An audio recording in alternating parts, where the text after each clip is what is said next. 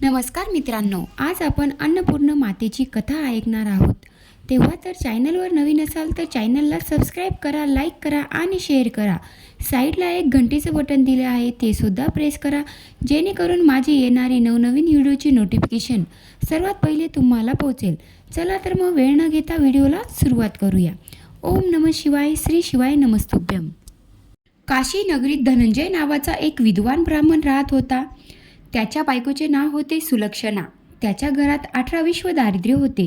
एक दिवस बायको बोलल्यामुळे धनंजयला फार वाईट वाटले व त्याने शंकरजीची तपश्चर्या करायला सुरुवात केली. 3 दिवस गेल्यावर शंकरजीने त्याच्या कानाजवळ अन्नपूर्णा अन्नपूर्णा अन्नपूर्णा असे शब्द उच्चारले. त्याचा अर्थ त्याला कळला नाही, म्हणून त्याने पुन्हा तपश्चर्या करायला सुरुवात केली. तेव्हा रात्री शंकरजींनी त्याला दृष्टांत दिला, मुला तू पूर्व दिशेला जा, तुझे मनोरथ पूर्ण होईल. दुसऱ्या दिवशी तो पूर्वेकडे निघाला. बरेच दिवस गेल्यावर एका पौर्णिमेच्या रात्री तो सरोवराजवळ पोहोचला. तेथे हजारो सुंदर अप्सरा एक व्रत करीत असलेल्या त्याला दिसल्या. त्याने त्यांना विचारले, हे तुम्ही काय करत आहात? अप्सरा म्हणाल्या, आम्ही अन्नपूर्ण मातेचे व्रत करीत आहोत. हे व्रत कोणीही करू शकतो. 21 दिवसासाठी 21 गाठी असलेला दोरा घ्यावा. 21 दिवस नसल्यास 1 दिवस तरी उपवास पकडावा. हे सुद्धा शक्य नसेल तर कहाणी ऐकून प्रसाद ग्रहण करावा. उपवास करून कहाणी ऐकायला कोणी मिळाले नाही तर पिंपळाचे पान समोर ठेवावे, दिवा ठेवावा आणि शंकर पार्वतीला साक्ष ठेवून कहाणी ऐकल्याशिवाय अन्न घेऊ नये. चुकून अन्न ग्रहण झाल्यास फिरून दुसऱ्या दिवशी उपवास करावा. व्रत करायच्या दिवशी रागावू नये, खोटे बोलू नये. हे व्रत केल्याने आंधळ्याला दृष्टी, लुळ्याला पाय येतात, निर्धनाला पैसा मिळतो, पुत्र नसलेल्यांना पुत्र लाभ होतो, जो कोणी मूर्ख असेल त्याला विद्या प्राप्त होते व जी इच्छा धरून हे व्रत करीत असाल ती इच्छा पूर्ण होते. ब्राह्मण म्हणाला, बाई मला खायला अन्न नाही, घालायला वस्त्र नाही, विद्येचे नाव नाही, मी एक गरीब दुखी ब्राह्मण आहे. आपण मला व्रताची सूत द्याल का? अप्सरा म्हणाल्या, देव पण तू त्याचा अपमान करता कामा नये, त्याची हेळसाड करता कामा नये. हे घे ते पवित्र सूत. धनंजयाने मग व्रत पुरे झाल्यावर सरोवरातून 21 पायऱ्या असलेली सोन्याची शिडीवर आली. धनंजय शिडीवरून खाली उतरू लागला. खाली सरोवरात उतरल्यावर त्याला अन्नपूर्णा मंदिर दिसले. सोन्याच्या सिंहासनावर अन्नपूर्णा बसली होती आणि शंकर दोन्ही हात जोडून याचिकेप्रमाणे तिच्यासमोर उभे होते. ते पाहून आश्चर्यचकित झालेला धनंजय पुढे गेला आणि त्याने माता अन्नपूर्णेचे पाय धरले. देवी हसून म्हणाली, वत्सा धनंजया, तू माझे व्रत केले आहेस, मी तुझ्यावर प्रसन्न झाली आहे. तू सुखी होशील, सारे जग तुझी वाहवा करीन, तुला काही कमी पडणार नाही. देवीने आपला वरदहस्त त्याच्या डोक्यावर ठेवला. त्याचबरोबर विद्यादेवी त्याच्या जिभेवर नाचू लागली. त्याला अत्यानंद झाला. त्याच वेळेस तो बेशुद्ध झाला. शुद्धीवर येऊन पाहतो तो आपण काशी विश्वनाथच्या मंदिरात आहोत असे त्याला आढळून आले. तो घरी गेला. सर्व हकीकत बायकोला सांगितली. मातेच्या आशीर्वादाने भरपूर संपत्ती त्याच्या घरी येऊ लागली. त्याचे दुःख दरिद्र दूर झाले. त्याचा मान सन्मान वाढला. त्याचे नातेवाईक त्याला मान देऊ लागले. पुढे बायकोला मूल होत नाही म्हणून त्याने दुसरे लग्न केले आणि तो निराळे घर बांधून राहू लागला.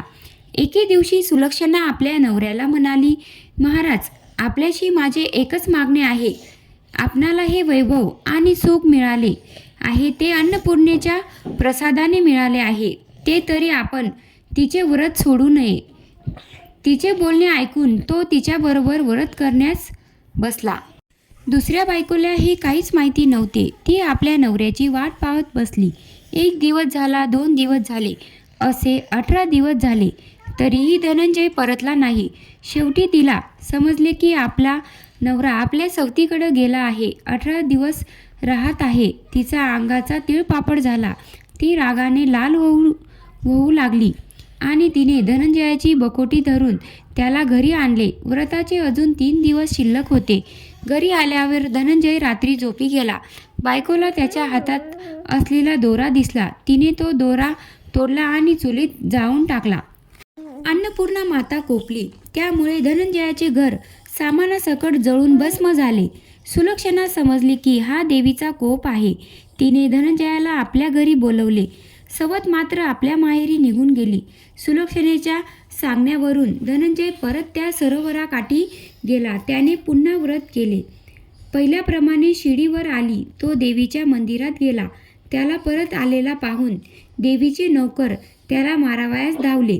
त्यावेळी देवी म्हणाली, थांबा, त्याला मारू नका. तो ब्राह्मण आहे, तो अवध्या आहे, त्याने माझे व्रत केले आहे. नंतर देवी त्याच्याकडे पाहत म्हणाली, मला सर्व काही माहीत आहे. जा, ही माझी सोन्याची मूर्ती घे. दररोज हिची पूजा कर. तू परत सुखी होशील.